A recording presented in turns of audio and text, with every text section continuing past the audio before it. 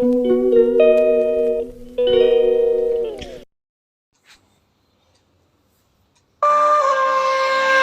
बार एक वैज्ञानिक ने एक टिड्डे को पकड़ा और उसे अपनी आवाज पर छलांग लगाना सिखाया।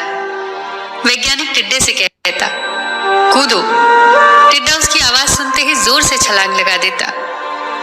अब वो वैज्ञानिक था तो प्रयोग करना तो बनता ही था। उन्होंने टिड्डे की छलांग पर प्रयोग किया।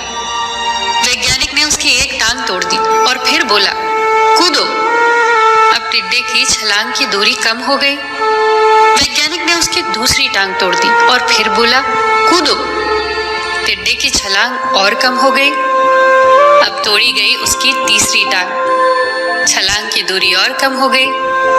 एक एक करके बेचारे टिड्डे की सारी टांगें तोड़ दी गई। अब आखिरी टांग टूटने पर जब उसे कहा गया, कूदो, तो वो हिल भी नहीं पाया। अब वैज्ञानिक ने अपना निष्कर्ष अपनी डायरी में लिखा। जानते हो उसने क्या लिखा? जब टिड्डे की एक टांग तोड़ी गई तो वो थोड़ा बहरा हो गया। जब उसकी दूसरी टांग तोड़ी गई तो वो और बहरा हो गया। हर टांग टूटने के साथ वो और बहरा होता गया और सारी टांग टूटने के बाद वो बिल्कुल बहरा हो गया। जोर जोर से चिल्लाने का भी उस पर कोई असर नहीं हुआ। वो तो अपनी जगह से हिला तक नहीं। छलांग लगाना तो दूर की बात थी। इस कहानी को सुनकर सभी को ऐसा ही लग रहा है ना कि क्या मूर्ख वैज्ञानिक था। इतनी सीधी सी बात उसे समझ नहीं आई। या कुछ लोग ये भी सोच रहे होंगे कि ये तो किसी बच्चे को भी पता है कि टिड्डे की छलांग उसकी टांग टूटने की वजह से कम होती जा रही थी, ना कि वो बहरा हो गया था।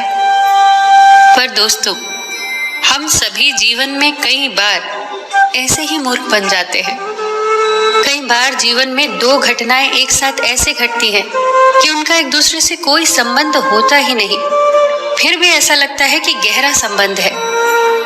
कभी कभी दिखता कुछ और है, हमें समझ कुछ और आता है और वास्तव में होता कुछ और है। इसीलिए अगर पछताना नहीं है तो जीवन में जल्दबाजी में कोई निर्णय न ले। हमेशा समझबूझ का इस्तेमाल करें, सावधानी बरतें, नतीजे सोच विचार कर ही निकालें। दोस्तों, आपको ये छोटी छोटी कहानियाँ और उनकी सीख कैसी लग रही है, हमें कमेंट सेक्शन में ज़रूर बताइएगा। आप अपने सुझाव भी लिखिए जिससे हम और बेहतर करने की कोशिश करें। फिर मिलेंगे दोस्तों अगली वीडियो के साथ। तब तक के लिए